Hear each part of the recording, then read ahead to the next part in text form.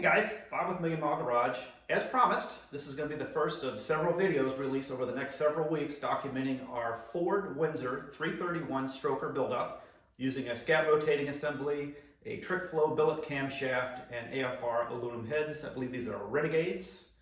And so just watch the next couple of clips and that'll kind of get you guys up to speed on how we got started on the project. And as you know, every good engine build starts with a strong foundation, and that would be the engine block.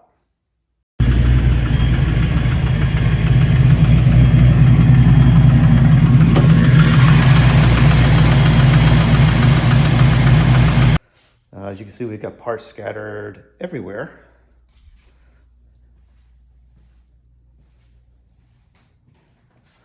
So what we originally did is we replaced some bad valve train parts. So we've got this is a comp cams roller rocker, and you can see the roller on it is just completely flattened. And all of them look like that, and the tops of the valve stems were just destroyed on the Flowtech heads. So we put a pair of AFRs on them. I think they're AFR 185s, Renegade heads. I think they're called Renegade. And we put on these Scorpion roller rockers, and it quieted the valve train right down. Made it so quiet, in fact, that we could hear that there was another noise deep within the engine, which we suspect might be a rod bearing. So we'll keep you posted on the results. We'll tear it down and we'll show you what happens. Got her all apart, and we had the one fragged piston, which it looks like detonation, and probably aggressively tuned and run really hard. Other side looks okay, which I know wasn't a clearance problem. And I did mic all the pistons, and I think this one had like 4,000ths clearance. So I think we're okay. We were okay on that part. Those are hyper-eutectic pistons. But I think we had a really bad vibration problem or a bent crank or something, because this front main is worn down to the copper all the way around. That looks absolutely awful. Not scored super bad, but just worn away. And I know the engine got run hard. There's no doubt about that. But I don't think it should have ended up like that in 10,000 miles. I think maybe we had a bent crank or something. The engine had been hydro-locked previously before we overhauled it. And maybe we should have, I don't know if we should have had the crank checked for straightness as well as all the rods and everything. But not exactly sure what happened there. But we're going to go with a 331 fully balanced rotating kit. I think we're going to get a Scat.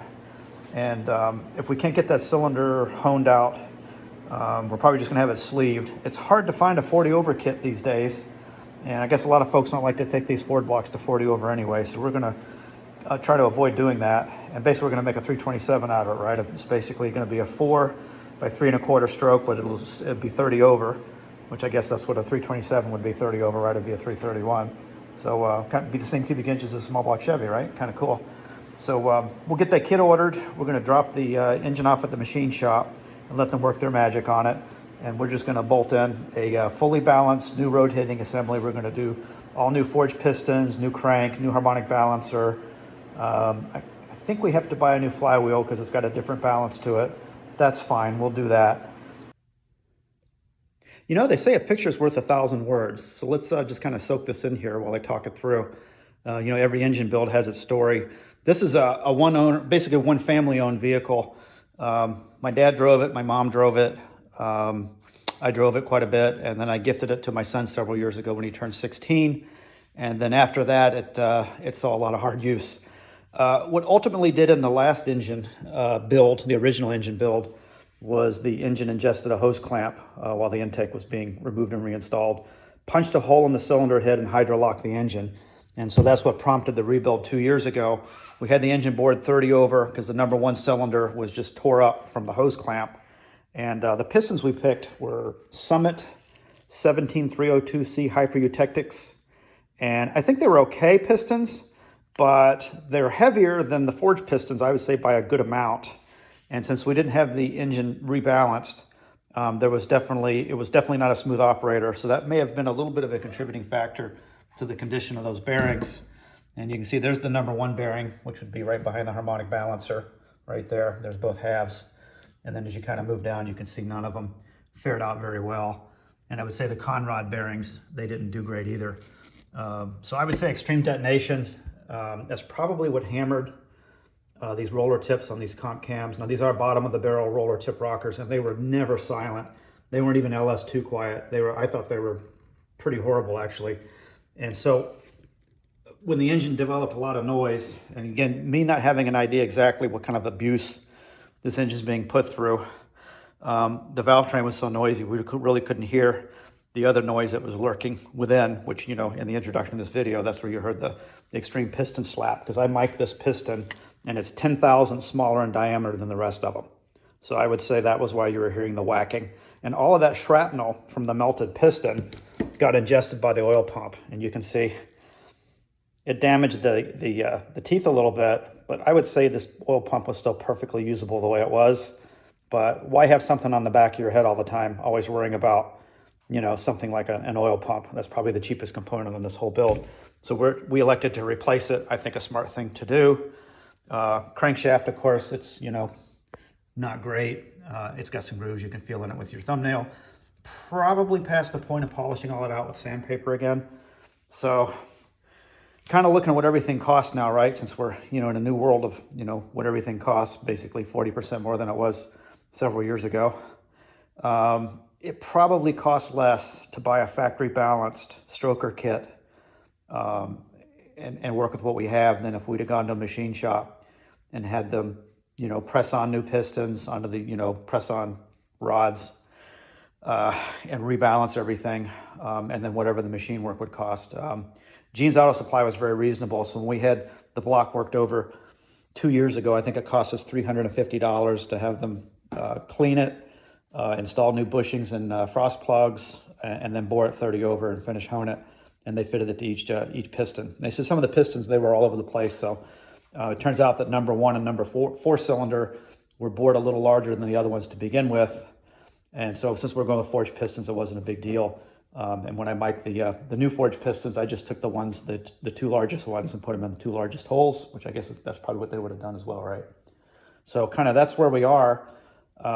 Just taking a look at this Flowtech cylinder head, since we were talking about detonation and what these roller tips look like. It didn't do the tops of the valve stems any good either. These things really got tore up. And I'm just kind of coming here trying to get a picture of some of them. You can see how badly hammered these are. And these are the Flowtech heads. They've only got like 10,000 miles on them. And all the valves would need to be replaced, but the castings are in good shape. But Austin decided to go with AFRs, and so that's what we're gonna run. And so kind of that's where we're at on the build. And then so after this, you'll see what I did to get the main foundation of the build, right? The block, to get it in condition. Since there's not an affordable machine shop around, and we didn't want to wait, you know, the 3 or 4 month wait you have now to get anything done, and then probably spend $1,000 on the block. Just kind of makes my blood boil thinking about it. Not much you can do about it, right? That's today's world. And so I would say up here, I witnessed the end of affordable machine work, and that was the last NEPA that we had. Anyway, if you can bear through the rest of the video, that'll kind of set you up with what I did here to get the foundation ready, and then that'll kind of lay the groundwork for the rest of the videos we're going to do showing the complete build-up. And again, thanks for watching, and I hope you can bear through the rest as well. So I've decided, the heck with it. We're going to go for it and try to hone this damage out. Maybe we'll get lucky and get most of it out. I doubt it, but at this point I got nothing to lose. I'm not sure what I'm going to do to find a machine shop around here. So I'm just going to try to clean this up with like a 220 grit stone, see what happens. Hey y'all, I just thought I'd show you how I'm doing this. I'm just going to take 220 grit flex hone, I'm going in the bore. I'm going to add just a little bit of lubricant. In this case, it's transmission fluid. And the goal is to get the hone centered in the bore as well as you can, and then also find out where your bottom is. Right here, I'm hitting one of the main bearing webs. So I'm going to come up about right there, kind of eyeballing down in there where the stones are just hanging off the bottom of the bore. And then I'm probably going to come about this far where they just come up. I'm going to try to keep this as centered as the bore as I can, and also move at a pretty good stroke so that I get a decent crosshatch. And I like to take it out while it's still moving so I don't disturb the crosshatch. And it's also a little dangerous to try to grab it like this while you're holding the drill, because you have a tendency to pull the trigger, and that's a good way to cut your hand open. And then I'll just wipe this down and check my work. All right, let's see what we got now. Oh, boy, that cleaned up good, didn't it? See, just a little bit down in there, just a teeny tiny spot. But we get just a little bit of very, very light scoring here. Man, that cleaned up good. Yeah, cool. Yeah, I'll run that just the way it is, and it'll be just fine. Oh yeah.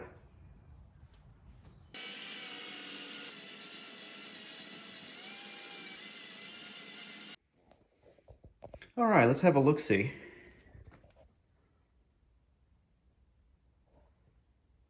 Yeah, it looks pretty good.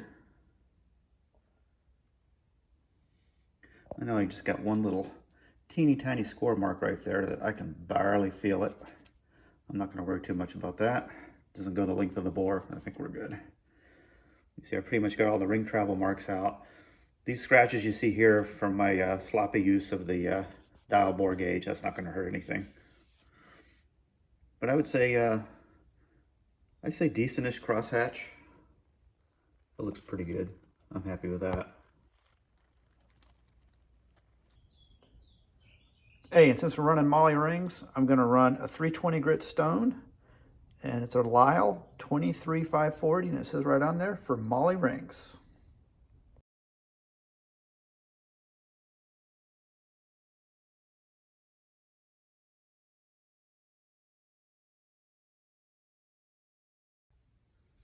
Hey y'all, I've got a light stuck to the bottom of the crankshaft, and it's shining a light up underneath this ring here I got seated in the bore here. This is probably the worst cylinder out of all 8 of them, and it's not that bad, but I had some very, very mild scoring that was left after I honed it. Most of it I can't even really feel, but I can kind of see it, but I just wanted to be sure that when I get this on, I'm just blocking the light with this cardboard cutout here. And I'm just looking for light leaks around the ring. So if I've got any scoring, you know, there's a big enough score where the ring doesn't seat up tight enough against it. If you don't see light leaking through it, I'd say it's nothing to worry about. And I can come over here, and this looks like a light leak here. Of course, you can see there's where the ring gap is, right? I'm just gonna move this cardboard over just a little bit, and then just close the seal. You can see the leak there on the end gap, but I don't see it anywhere else around the ring on the bore. Of course, you can see the light escaping there because I didn't do a good job cutting it out. But basically, we don't have any places where the light is escaping. There's just, I'm getting a bounce off the cardboard, but anywhere I cover this up, I know I can't see light sneaking past the rings.